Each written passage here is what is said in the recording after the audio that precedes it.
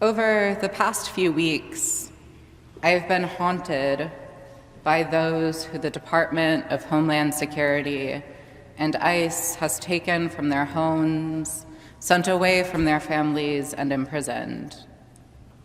And ICE has kidnapped many of them for simply being from the wrong country or for speaking out and sharing their concern over Palestinians during this time of horror in Gaza and Palestine and Israel. And one of those taken is Mahmoud Khalil, a Palestinian student from Colombia. And in a letter dictated from detention in Louisiana, he shares, "I have always believed that my duty is not only to liberate myself from the oppressor, but also to liberate my oppressors from their hatred and fear. Now at stake are not just our voices, but the fundamental civil liberties of all. Knowing fully that this moment transcends my individual circumstances, I hope nonetheless to be free to witness the birth of my firstborn child." And earlier this week, his son was born while Mahmoud remains in detention in Louisiana. And I open this sermon with this story, since the story of the early disciples of Jesus is one of imprisonment, is one of longing for liberation, and the disciples' persistence in order to speak and teach freely about what they have witnessed. And we meet the disciples today in Acts early on in their ministry following Jesus' death and resurrection. They have received the Holy Spirit at Pentecost and continue to set up their community based on mutual sharing of their resources. And this early group of disciples continues to teach and heal based on what they have encountered in the risen Christ. And just before the passage we read today in Acts, Peter and the apostles are thrown into prison for their teaching. However, an angel of the Lord opened the prison doors during the night and led them out. And the angel commands the disciples to continue to teach and to tell the people everything about this new life. And so the disciples listen to the angel and continue to teach about this new life and what they have learned. And their teaching brings them right back to where they just got out of, in front of those who want to imprison them. And that's our passage today from Acts. We meet them when they are taken once again back to be imprisoned. And the apostles tell those who are trying to imprison them once again that we must obey God rather than humans. They must obey God rather than humans. What a fairly bold claim. They must obey God rather than humans. And yet, who is this God that they must obey? This God that they must obey is the God that has just sent an angel to release them from prison.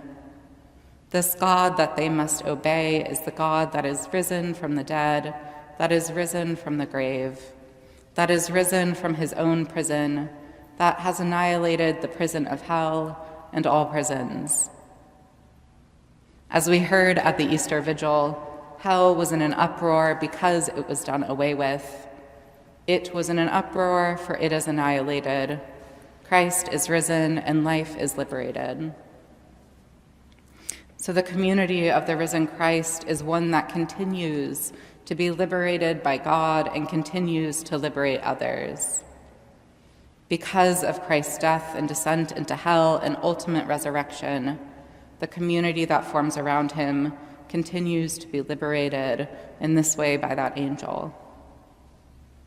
And the liberation for this early community is not simply spiritual, but material as well. And at times, we often prefer to put the resurrection and liberation from death and its powers as an event that has happened in the past, or an event that for us today has only spiritual meanings. Yet for this early community, this God continues to liberate in material ways. The God that has risen from the dead liberates this community from prison. In our current reality and in the reality of the disciples, the prison, theologian James Jennings writes, "The prison claims a God-given right to exist.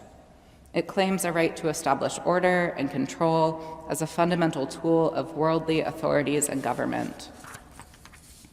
When prisons use their claim of God-given right to exist to separate families, to separate communities, and to destroy life.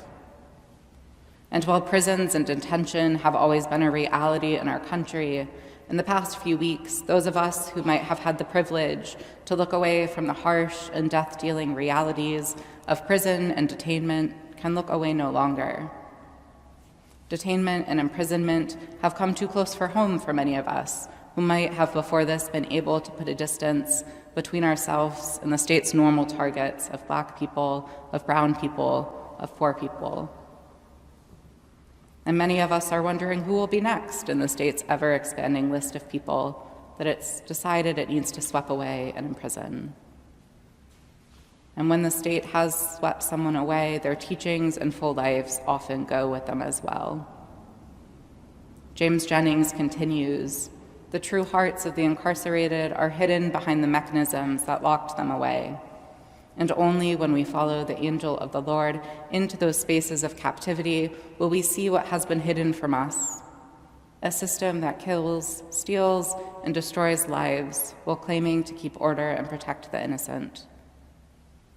But as the apostles say, we must obey God rather than humans, and we must obey God rather than those who seek to imprison God's people.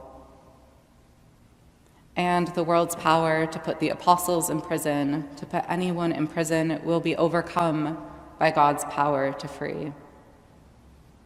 And the disciples conclude their speech to their captors with the following, "We are witnesses to these things, and so is the Holy Spirit, whom God has given to those who obey him." Both the disciples and the Holy Spirit have witnessed and seen what God has done, both the death and resurrection of Christ and the liberation of the disciples from prison. And we too, here today, are witnesses to these things and more. We have seen what God has done. We have seen the life, death, and resurrection of Jesus, the liberation of the disciples, and so much more.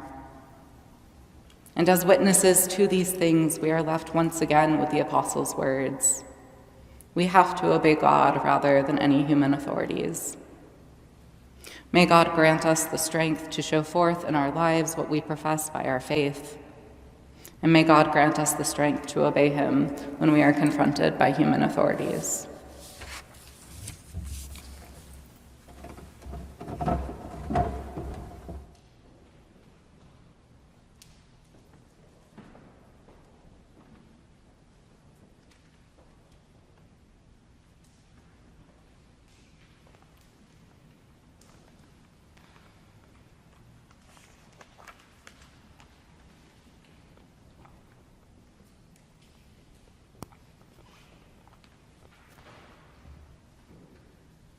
Please rise.